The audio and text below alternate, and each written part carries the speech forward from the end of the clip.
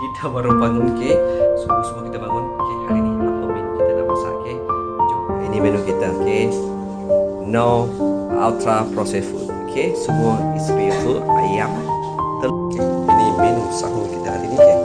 Ayam masak. Kurang lebih black pepper lah. Sikit serbuk kunyit. Menu sayur kita hari ni, kita ada toge, okey. Ini toge yang dibersihkan kan. Tengok tak ada ekornya, okey. Dengan malas, okey. Kita tanpa menggunakan minyak, okey. Kita pakai air je. Kita bawang putih, bawang merah, okey, dan kita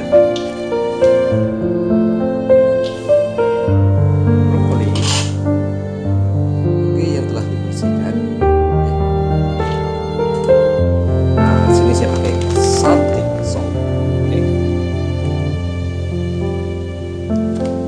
Okey, lada.